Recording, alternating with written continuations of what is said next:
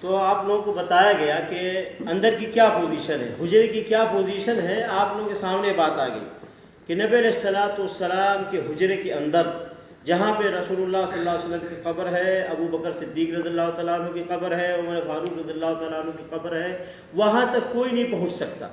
چاروں طرف سے 2 دیواریں ہیں اور دونوں بند ہیں.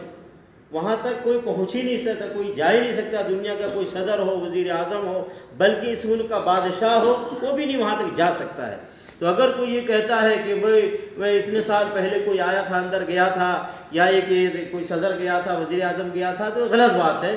بھائی تقریباً 1000 سال سے زیادہ ہو گئے، بلکہ 1300 سال عمر بن عبدالعزیز رحمۃ اللہ علیہ نے اپنے زمانے میں چاروں طرف سے دیواریں بنوا دی تھی اور اس کو بند کر دیا گیا تھا، کوئی اندر جا نہیں سکتا. لیکن بہت سارے لوگوں کے ذہنوں میں ایک سوال آتا ہے کہ کیوں نہیں نبی علیہ الصلوۃ والسلام کے حجرے کو کھول دیا جاتا ہے، دیواریں ہٹا دی جاتی ہیں تاکہ نبی علیہ الصلوۃ والسلام کی قبر کو دیکھتے، ابو بکر عمر رضی اللہ تعالیٰ عنہ کی قبروں کو دیکھتے، اور ہم بھی ان کی قبروں کے قریب سے جا کے زیارت کرتے. بہت سارے لوگوں کے ذہن میں بات آتی ہے، سمجھ گئے نا. لیکن آخر کیا وجہ ہے کہ 1300 سال قبل اس وقت کے مسلم حکمران نے اور مسلم حکومت کے ذمہ داروں نے یہ فیصلہ کیا کہ رسول اللہ صلی اللہ علیہ وسلم کی قبر کو اور صحابہ کرام کی قبر کو چاروں طرف سے بند کر دیا جائے، اس کو کھلا نہ رکھا جائے. آخر ایسا کیوں ان لوگوں نے سوچا؟ اللہ رب العالمین کی طرف سے انتظام ہوا ہے. کیوں کہ نبی علیہ الصلوۃ والسلام نے اپنی زندگی میں اللہ رب العالمین سے ایک دعا کیا تھا، ایک سوال کیا تھا، ایک چیز مانگا تھا. وہ کیا فرمایا تھا نبی علیہ الصلوۃ والسلام نے؟ اللہم، اے اللہ، لا تجعل قبری وثنا یعبد، اے اللہ میری قبر کو وثن کے مانند نہ بنا دینا، پوجا بت کے مانند نہ بنا دینا کہ لوگ اس کی عبادت کریں. نبی علیہ الصلوۃ والسلام نے یہ چیز مانگا تھا کہ میری قبر کے پاس آ کر میری عبادت نہ کریں. اس کے لیے نبی علیہ الصلوۃ والسلام نے اللہ سے دعا کی، اللہ سے طلب کیا، سوال کیا، اللہ نے اس کو قبول کر لیا. کیونکہ دیکھیے اگر نبی علیہ الصلوۃ والسلام کی قبر اوپن ہوتی، کھلی ہوتی، یا ابو بکر عمر رضی اللہ تعالیٰ عنہما کی قبر اوپن ہوتی، تو کیا پوزیشن ہوتا، کیا حالات ہوتے؟ آج کل کے جو حالات ہیں مسلمانوں کے، اس کو سامنے رکھ کر ہم اچھی طرح نتیجہ حاصل کر سکتے ہیں. آج تو چھوٹے چھوٹے درباروں اور مزاروں، چھوٹے چھوٹے پیروں، چھوٹے چھوٹے ولیوں کے درباروں پہ آپ دیکھ رہے ہیں کیا کچھ ہو رہا ہے. جو حق اللہ کا ہے وہ حق دربار والوں کو دے دیا گیا ہے. غوث اعظم اللہ ہے تو کسی ولی کو یہ مقام دے دیا گیا، اور غریب نواز اللہ ہے تو یہ مقام کسی دربار والے کو دے دیا، بندہ نواز اللہ ہے تو یہ مقام کسی دربار والے کو دے دیا گیا، اور مشکل کشا اللہ ہے تو یہ مقام کسی دربار والے کو دے دیا گیا. اور پھر ان درباروں پہ جا کر وہ سارے کام ہوتے ہیں جس کا اسلام سے کوئی تعلق نہیں، سارے کام ہوتے ہیں جو اسلام کے خلاف ہے. کوئی کام ایسا نہیں ہے جو ولیوں کے درباروں پہ ہو رہا ہے، مزاروں پہ ہو رہا ہے، جس کا تعلق اسلام سے ہو.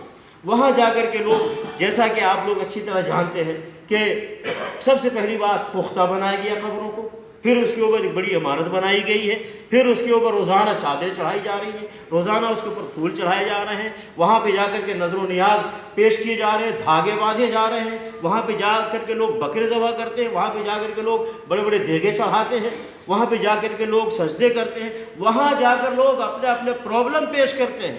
اولاد نہیں ہے تو دربار میں جا کے وہاں جا کر کے کہتے ہیں ہمیں اولاد چاہیے. کسی کا کاروبار نہیں چل رہا ہے، وہاں جا کر کے کہتے ہیں کہ ہمارا کاروبار چلنا چاہیے، ہمارے کاروبار میں ترقی چاہیے. کسی کوئی بیمار ہے تو وہاں جا کر کے دربار میں کہتے ہیں ہم بیمار ہیں، ہمیں شفا چاہیے. یہ ساری چیزیں اب دربار والوں سے جا کے مانگتے ہیں، اللہ رب العالمین سے نہیں مانگتے. جبکہ اللہ رب العالمین فرماتا ہے وقال ربکم ادعونی استجب لکم، کہا تمہارے رب نے تم مجھ سے دعا کرو میں تمہاری دعا قبول کروں گا. لیکن اللہ سے مانگنے کے بجائے دربار والوں سے جا کے مانگتے ہیں. اور یہ ایڈورٹائز کیا گیا دربار والوں کے پاس بیٹھنے والے جو لوگ ہیں وہاں مجاور، یا جو لوگ وہاں گدہ نشین ہیں، جو لوگ وہاں بیٹھے ہوئے ہیں، وہ یہ ایڈورٹائز کرتے ہیں کہ یہاں پہ پرابلم سالو ہوتے ہیں، لوگوں کی پریشانیاں دور ہوتی ہیں، لوگوں کے مشکلات دور ہوتے ہیں، یہاں پہ پریشان حال کی پریشانی دور ہوتی ہے. بلکہ یہاں تک ایڈورٹائز کیا جاتا ہے کہ مرا ہوا آدمی وہ بھی یہاں زندہ ہو جاتا ہے. اس طرح کے ایڈورٹائز کی جاتے ہیں. مقصد کیا ہے؟ لوگوں کو لا کر کے ان کے جیب کے مال اور دولت کو ان کو لوٹو. تجارت کے اڈے بنا دیے گئے ہیں اولیاء کے دربار کو. ہم ہمیشہ ایک بات کہتے ہیں، اولیاء سے ہمیں محبت ہے، اولیاء سے ہمارا گہرا تعلق ہے. اولیاء سے نفرت کرنا یہ بے ایمانی کی علامت ہے. لیکن اولیاء سے تعلق ہمارا کیسا ہونا چاہیے؟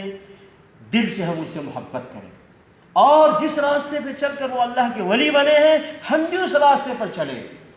یہ ہے صحیح ولی سے تعلق کا صحیح طریقہ۔ لیکن ہم ان کو بھی غلط کہتے ہیں کہ جو اولیاء کے نام پر دربار بنا کر تجارت کرتے ہیں، بزنس کرتے ہیں، لوگوں کے مال کو لوٹتے ہیں غلط طریقے سے، اور بلکہ بعض درباروں پہ عورتوں کی عزتیں لوٹی جاتی ہیں۔ یہ سارے کام ہو رہے ہیں، گانجے، افیون، یہ ساری چیزیں استعمال کی جاتی ہیں درباروں پہ۔ میں نے پہلے کہا اسلام کا کوئی کام نہیں ہے جو درباروں پہ ہو رہا ہے۔ تو نبی علیہ السلام کا اگر یہ کہ قبر اگر کھلی ہوتی، ابو بکر عمر رضی اللہ تعالیٰ عنہ میں قبریں کھلی ہوتی تو لوگ کیا کرتے؟ کیا نہیں کرتے؟ وہ سارے خرافات، وہ ساری خرابیاں، ساری برائیاں کرتے جو دوسرے اولیاء کے دربار میں مزاروں پہ ہو رہے ہیں، سمجھ گئے؟ لیکن الحمدللہ اللہ کا فضل ہے کہ اللہ نے ایک ایسی حکومت، سعودی حکومت کو یہاں رکھا ہے کہ جو جتنے اولیاء کے یہاں دربار ہیں، چاہے بدر کے اولیاء ہوں، بدر میں شہید ہونے والے اولیاء ہوں، احد میں شہید ہونے والے اولیاء ہوں، یا یہ کہ 10,000 سے زیادہ صحابہ کرام ہیں بقیع قبرستان میں، یہ سارے اولیاء ہیں، ان کا دربار ہو، نبی صلی اللہ علیہ وسلم ہے، ابو بکر عمر رضی اللہ تعالیٰ عنہما ہیں، ان سب کے قبروں کی حفاظت پورے ادب و احترام اور عزت کے ساتھ یہ سعودی حکومت کر رہی ہے۔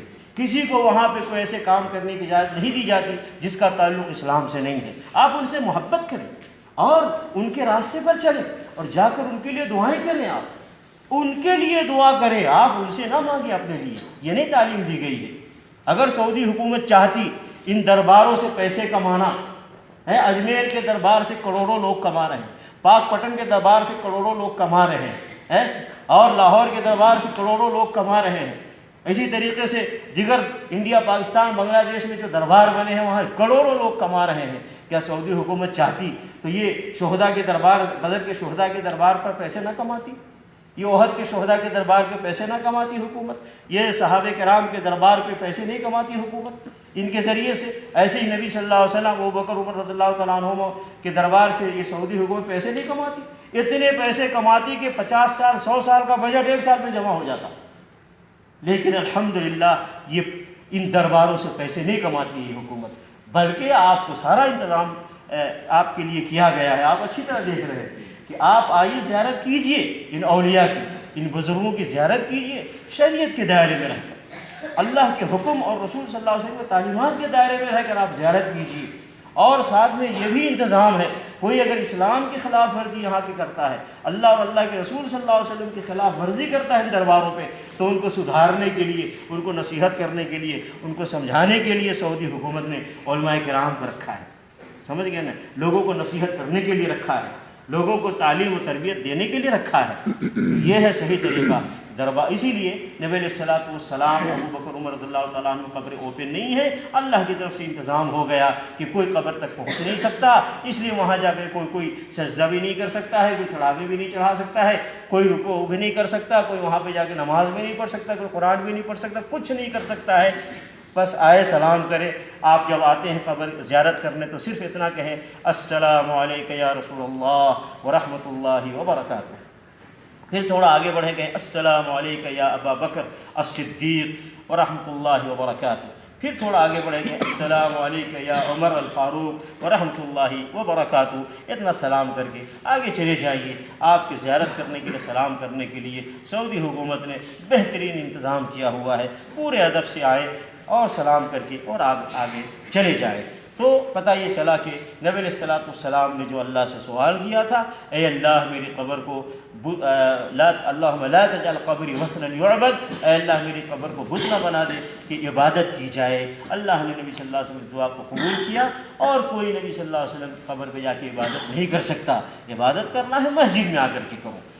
عبادت کی جتنی قسمیں ہیں ساری قسمیں مسجد کے اندر آ کر کے کرو، کوئی آپ کو غلط نہیں کہے گا۔ اور اس لیے سعودی حکومت نے مسجد نبی صلی اللہ علیہ وسلم میں، مسجد حرام میں، مسجد قباء میں، دیگر مسجدوں میں عبادت کرنے والوں کے لیے بہترین انتظام ہے۔ صفائی کا انتظام ہے، بہترین کارپیٹ کا انتظام ہے، بہترین ایئر کنڈیشن کا انتظام ہے، اور اعلیٰ سے اعلیٰ انتظام ہے یہاں عبادت کرنے والوں کے لیے مسجد کے اندر۔ اور قبرستان کی زیارت کرنے والوں کے لیے بھی بہترین انتظام ہے شریعت کی روشنی میں۔ باقی درگاہوں دربار مزاروں پہ جو ہو رہا ہے نہ یہاں کرنے کی اجازت ہے اور نہ ہی اس کا تعلق اسلام سے ہے، اس سے مسلمانوں کو بچنا چاہیے۔ یہ سوراخ جو 8 ہیں اس کا کیا